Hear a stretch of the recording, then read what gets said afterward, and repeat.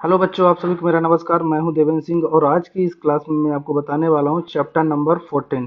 जी हाँ बच्चों, chapter number 14 का नाम है chemical effects of electric current. सबसे पहले मैं आपको कीवर्ड्स बताऊंगा, देन आपको मैं एक्सरसाइज के आंसर क्वेश्चन भी बताने वाला हूं। तो चलिए वीडियो को स्टार्ट करते हैं और एक एक क्वेश्चन को, कीवर्ड्स को पहले मीनिंग समझाता हूँ और डायग्राम के थ्रू बताऊंगा मैं, उसके दिन मैं आपको एक्सरसाइज के आंसर क्वेश्चन भी बताऊंगा। तो अगर ये सारी बातों को समझना है तो वीडियो क्लास तक जरूर बने रहिएगा और एक एक कंसेप्ट को समझिएगा। हाँ बच्चों, तो पहला कीवर्ड जो आपका है वो कीवर्ड क्या है? इलेक्ट्रोड। तो इलेक्ट्रोड्स क्या होते हैं? तो electrodes are the metal rods. Electrodes क्या होते हैं? Metals rod which are dip in liquids to which cell are attached are called, क्या बोलते हैं इनको? इलेक्ट्रोड बोलते हैं। Electrode is a medium of conduction of electricity. देखो, जो इलेक्ट्रोड होता है एक मीडियम होता है कंडक्शन ऑफ इलेक्ट्रिसिटी का। ये मेटल रॉड्स के बने होते हैं, जैसा कि आप देख पा रहे हो। दो इलेक्ट्रोड होते हैं, एक होता है एनोड और दूसरा होता है कैथोड। एनोड क्या होता है? पॉजिटिव, और कैथोड क्या होता है? निगेटिव। यहाँ पे जो ब्लू कलर का आपको दिख रहा है ये एक सोल्यूशन है, और ये कौन सा सोल्यूशन है? NaCl solution. तो Na पॉजिटिव होता है, Cl नेगेटिव होता है। तो अब जो ये नेगेटिव टर्मिनल होता है वो किस में जाता है? पॉजिटिव में जाता है, और जो पॉजिटिव टर्मिनल होता है वो किस में जाता है? नेगेटिव टर्मिनल में जाता है। यहाँ से इलेक्ट्रिसिटी पावर सप्लाई की जाती है। इलेक्ट्रॉन क्या हो जाते हैं? यहाँ से इलेक्ट्रॉन यहाँ पे आने लगते हैं, और यहाँ पे ये कि मेटल जो होता है ये ऑक्सीडाइज हो जाता है, और ऑक्सीडाइज होने के बाद इलेक्ट्रॉन को इधर ट्रांसफर कर देता है। ठीक है, और ये इस तरह से इलेक्ट्रोड होते हैं। समझ में आ गया आपको कि इलेक्ट्रोड क्या होते हैं? मेटल रॉड्स होते हैं। डिप कहाँ होते हैं? Liquid. Liquid in the sense electrolyte में डिप होते हैं, और जो कि क्या करते हैं? एक कंडक्शन ऑफ इलेक्ट्रिसिटी का मीडियम होते हैं। आई होप्स बच्चों ये समझ में आ चुका होगा। अगला देखते हैं, इलेक्ट्रोप्लेटिंग क्या होता है। तो the process of depositing a thin layer of in the desired metal over a metal object with the help of electric current is called in the electroplating, या electroplating is done for, दो होता है। क्यों करते हैं इसको? तो protection from corrosion के लिए करते हैं, और टेस्टिंग फॉर डेकोरेटिंग पर्पस के लिए करते हैं। जैसे कि यहाँ पे आप देख रहे हो की है, की पे इलेक्ट्रोप्लेटिंग करना। तो यहाँ पर क्या है? इम्प्योर मेटल, इम्प्योर कॉपर लगा दिया जाता है जो एनोड में। अब कॉपर क्या होता है? यहाँ से जो सॉलिड में होता है वो आयन इलेक्ट्रॉन डोनेट करके क्या कर चला जाता है? सोल्यूशन में चला जाता है। और जो सोल्यूशन का Cu प्लस होता है वो की के सरफेस में आ जाता है। तो यहाँ से इस तरह से क्या हो जाता है? एक लेयर बन जाती है की में। तो क्या हो गया? उसमें इलेक्ट्रोप्लेटिंग हो गया, और इलेक्ट्रोप्लेटिंग से कोरेजन नहीं लगता, और उसको डेकोरेटिंग पर्पज के लिए यूज करते हैं। ठीक है, अब अगला की नेक्स्ट कीवर्ड क्या है बच्चों? Good conductor. तो जैसा कि आप चैप्टर में समझ चुके हैं कि गुड कंडक्टर की क्या डेफिनेशन रही होती है, वैसे ही यहाँ पर भी कीवर्ड है कि गुड कंडक्टर वो होते हैं जिसमें ऐसे मटेरियल जो इलेक्ट्रिसिटी को क्या करें? अलाउ करें, पास करें।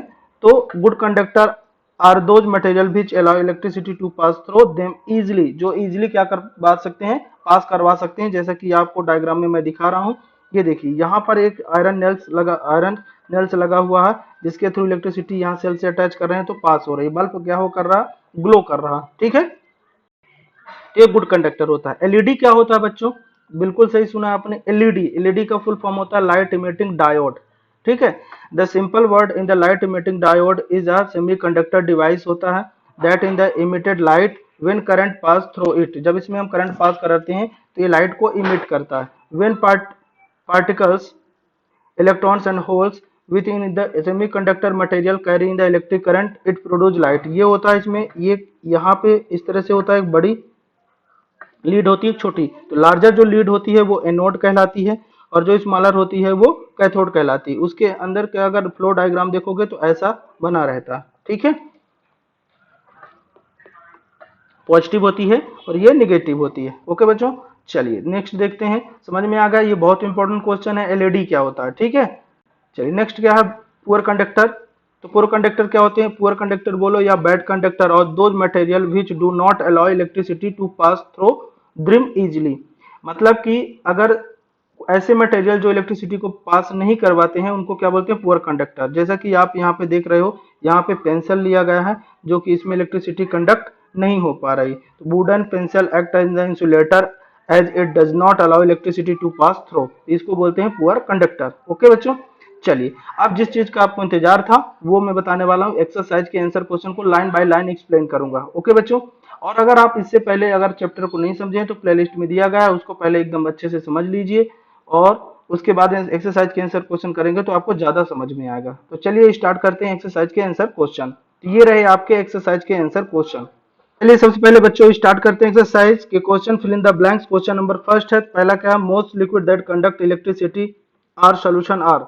अगर कोई इलेक्ट्रिसिटी कंडक्ट कराता है तो उसमें आयंस जरूर होने चाहिए। तो आयंस किस में होते हैं, acid base and salt. Acids, basis and salt. The passes of an electric current through a solution causes effect. तो इसको इसमें क्या कहते हैं, जब आप इलेक्ट्रिसिटी करंट फ्लो कराते हैं किसी सोल्यूशन में तो क्या इफेक्ट होता है, तो केमिकल इफेक्ट होता है। चैप्टर का ही नाम है बच्चों, ठीक है, chemical effect of electric current. तो यहाँ पे क्या हो जाएगा आपका केमिकल।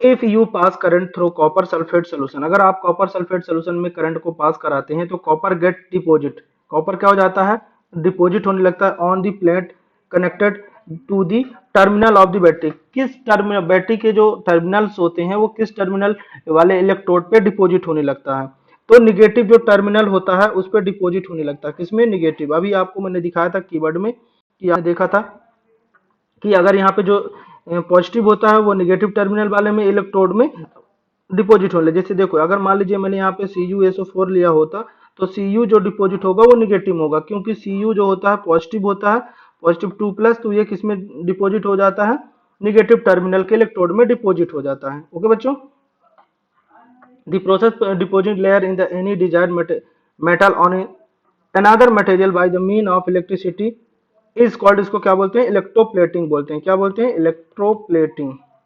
चलिए दूसरा क्वेश्चन क्या है कि when the free end of tester are dipped in into a solution, अगर एक फ्री एंड अगर हम डिप कर देते हैं सॉल्यूशन में, the magnetic needle show the deflection, can you explain the reason. तो मैग्नेटिक जो निडल होती है वो क्या करने लगती है, डिफ्लेक्शन करने लगती है। तो इसका एक्सप्लेन करना है और क्या रीजन है। तो deflection of magnetic needle indicate in the electric current, जो मैग्नेटिक निडल होती है जो वो डिफ्लेक्शन करती है, इसका मतलब क्या बताती है, वो इलेक्ट्रिक करंट के फ्लो को बताती है कि किस डायरेक्शन में फ्लो हो रहा है। It mean the liquid and और the solution is good conductor of electricity. इससे क्या पता चल जाता है कि जो सोल्यूशन है वो इलेक्ट्रिसिटी का गुड कंडक्टर है। When the free end of the tester are liquid into solution, मतलब कि वो अगर जैसे ही हम उसको डिप करते हैं, जैसे देखो यहाँ पे देख रहे हो कि ये डिप किया हुआ है तो ये क्या करने लगता है, मूवमेंट करने लगता है। इन द सेंस कि ये जो डाला सोल्यूशन है वो कंडक्टर, गुड कंडक्टर है इलेक्ट्रिसिटी का। इलेक्ट्रिक सर्किट कंप्लीट हो जाती है and an electric current pass through the solution, और उस सोल्यूशन से इलेक्ट्रिक करंट दूसरे एंड ऑफ दी जो टेस्टर वायर है उसमें फ्लो होने लगता है। ठीक है, अब यहाँ पे कह रहा है नेम दी 3 लिक्विड्स, 3 लिक्विड्स के नाम बताना है, which when test in manner show in figure and may cause the magnetic needle to deflect, जिसमें 3 ऐसे बताना है, मेटल सोल्यूशन बताना है, लिक्विड्स बताना है जिसमें इलेक्ट्रिसिटी अगर उसमें फ्लो करवाते हैं तो मैग्नेटिक जो होता है डिफ्लेक्ट करता है, ये मैग्नेटिक है। ठीक है, तो ग्राउंड वाटर में हो जाता है, विनेगर्स में हो जाता है, citric acid, citric fruit juice में हो जाता है। अब इसमें ऐसा क्यों हो जाता है बच्चों, मेन चीज ये है कि इसमें आयंस होते हैं, जिस किसी सोल्यूशन में आयंस होते हैं वो उसमें मैग्नेटिक जो निडल होता है डिफ्लेक्शन करता है। The liquid solution contain in the salt, इसमें सॉल्ट है, and basic acidic will conduct electricity, और इसके कारण ये इलेक्ट्रिसिटी को कंडक्ट करती है। नेक्स्ट क्वेश्चन 4 नंबर क्वेश्चन है बच्चों आपका, the bulb does not glow, bulb glow नहीं कर रहा in the setup shown in figure, the list possible reason in explain your answer. तो क्या क्या रीजन हो सकते हैं कि बल्ब नहीं जल रहा। आई होप्स आप समझ पा रहे होंगे कि क्वेश्चन में क्या पूछा रहा है। बच्चों क्वेश्चन ही बहुत इंपॉर्टेंट होता है समझना, क्वेश्चन को अगर आप समझ जाओगे तो आंसर आप बहुत आसानी से लिख पाओगे। तो क्वेश्चन में ये कह रहा है कि बल्ब ग्लो नहीं हो रहा इस सेटअप से, तो ऐसे क्या क्या रीजन हो सकते हैं। तो पहला रीजन क्या हो सकता है, लिक्विड जो होगा वो डिस्टिल वाटर हो सकता है। दूसरा, बल्ब में भी फ्यूज, बल्ब क्या हो सकता है, फ्यूज हो सकता है। या तो बैटरी क्या हो सकती है, exhausted, they are no sufficient charge हो उसमें। दूसरा और अगला रीजन क्या हो सकता है, एनी लूज कनेक्शन, या तो कोई लूज कनेक्शन होगा, एयर गैप बन रहा होगा, like in the electrode are not properly connected to wire, या तो इलेक्ट्रोड प्रॉपरली कनेक्ट नहीं होगा। ये 4 रीजन है जिसके कारण से बल्ब ग्लो नहीं हो पा रहा। नेक्स्ट 5th नंबर का क्वेश्चन जो आपका, a tester is use to check the conduction of electricity through two liquids level A and B. It found that the bulb of the tester glow brightly for liquid A while it glow very dimly for liquid B. You would conclude that, मतलब question में कह रहा है कि जो A है वो बहुत अच्छे से जल पा रहा, ग्लो कर रहा, लेकिन B बहुत कम ग्लो कर पा रहा। तो क्या रीजन होगा? पहला दिया इसमें liquid A is the better conductor than B। तो इसमें कह रहा पहला कि जो A है वो अच्छा कंडक्टर है एज कंपेयर टू B। दूसरा क्या कह रहा है, liquid B is better conductor than A। दोनों क्या है, इक्वली कंडक्टिंग है, और conducting property of liquid can not be compare in this manner, इस मैनर से कंपेयर नहीं किया जा सकता। तो बच्चों देखिए, जो अच्छे से ग्लो कर रहा है उसमें वो अच्छा कंडक्टर होगा, जिसमें कम ग्लो कर रहा मानी लेस ग्लो कर रहा, अच्छे से ब्राइट नहीं दे रहा, तो वो क्या होगा, लिक्विड कंडक्टर कम होगा। तो यहाँ पे पहला ही ऑप्शन आपका सही है कि liquid A is the better conductor than liquid B से अच्छा कंडक्टर है, इसलिए ए वाला जो अच्छे से ग्लो कर पा रहा है, बी वाला ग्लो नहीं कर पा रहा। ओके, नेक्स्ट क्वेश्चन देखते हैं कौन सा, 6। That pure water conduct electricity? If not, what we do to make a conducting? तो कह रहा कि अगर जो प्योर वाटर होता है वो इलेक्ट्रिसिटी का कंडक्टर नहीं है, ठीक है, क्यों मतलब कि क्या पूछ रहा क्वेश्चन में, जो प्योर वाटर है क्या वो इलेक्ट्रिसिटी का कंडक्टर है? यदि नहीं है तो उसको कैसे बनाया जा सकता है? समझ पा रहे हैं आप क्वेश्चन में? तो प्योर जो वाटर होता है इलेक्ट्रिसिटी का कंडक्टर इसलिए नहीं होता क्योंकि उसमें आयन प्रेजेंट नहीं रहते, ठीक है। तो pure and distil water does not contain salt, उसमें सॉल्ट नहीं है, सॉल्ट में ही आयन होते हैं। Therefore, it is the poor conductor of electricity. We can add impurity, अगर उसमें impurity मिला दो, लाइक सॉल्ट मिला दो, लेमन जूस मिला दो, विनेगर मिला दो, तो वो कंडक्टिंग हो जाएगा, मतलब वो कंडक्टिंग करने लगेगा, इलेक्ट्रिसिटी उसमें फ्लो होने लगेगी, ठीक है। क्वेश्चन नंबर 7 है, इन case of fire before in the fireman use in the water house they shut off the main electrical supply for the area, explain why they do this. Question में कह रहा है कि अगर कहीं पे आग लग जाती है, fireman use in the water house में है, तो वो क्या करेगा, इलेक्ट्रिकल स्विच ऑफ कर देता है, क्यों, एक्सप्लेन करना है।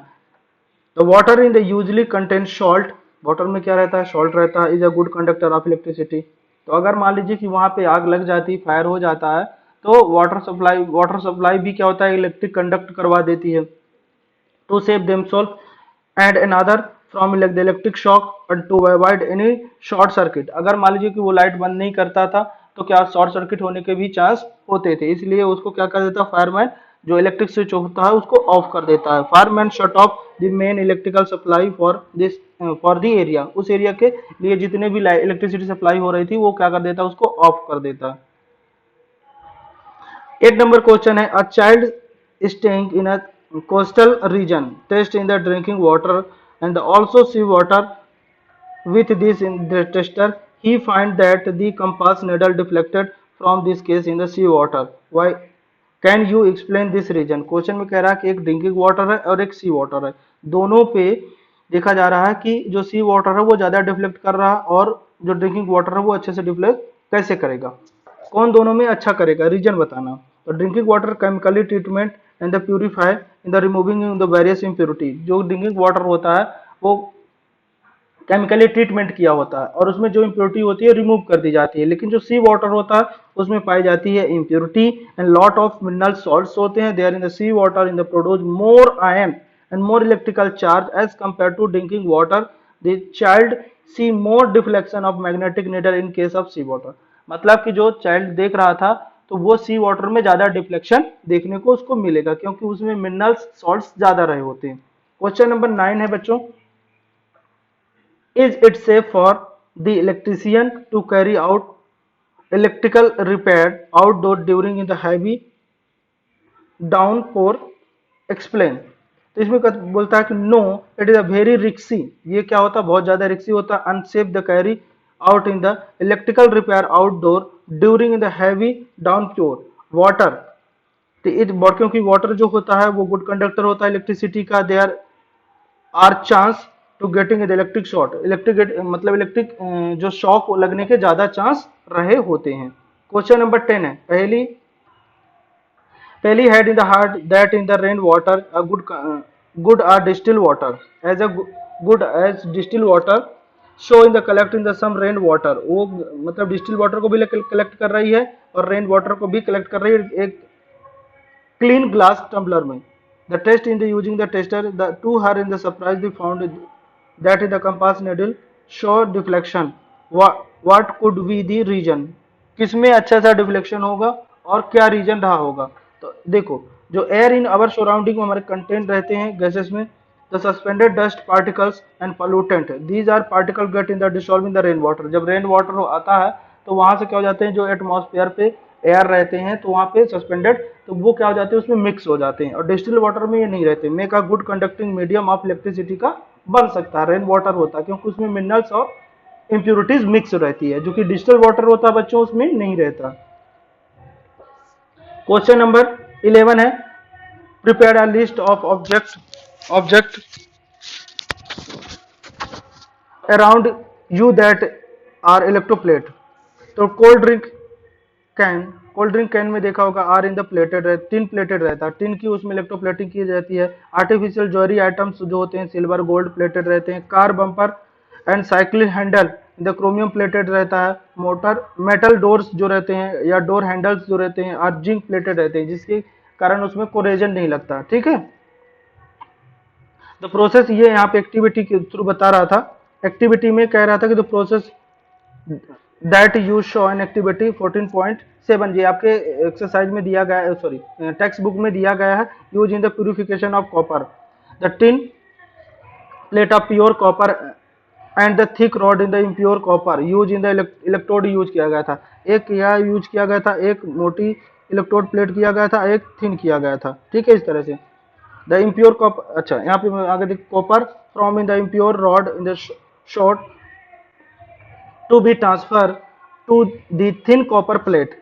क्या हो रहा था, जो आपकी एक जो थिक कॉपर प्लेट थी उसमें से कॉपर क्या हो रहा था, Cu इलेक्ट्रॉन डोनेट करके नीचे सोल्यूशन में आ रहा था, जो सोल्यूशन का Cu प्लस था टू वो इस थिन वाले में क्या हो रहा था, डिपोजिट हो रहा था। Which electrode should be attach to be positive terminal of the battery and why. Positive terminal battery में क्यों करते हैं, क्योंकि देखो पॉजिटिव टर्मिनल की जो बैटरी होगी वो इलेक्ट्रॉन को क्या करेगी, लॉस करेगी और डिपॉजिट होगी थिन वाले में। Impure copper plate should be in the connected in the positive terminal. Impure वाली जो किसमें कनेक्ट करेंगे, पॉजिटिव टर्मिनल में करेंगे। प्योर वाली जो होगी वो कनेक्टेड नेगेटिव टर्मिनल में होगी ऑफ इलेक्ट्रोड।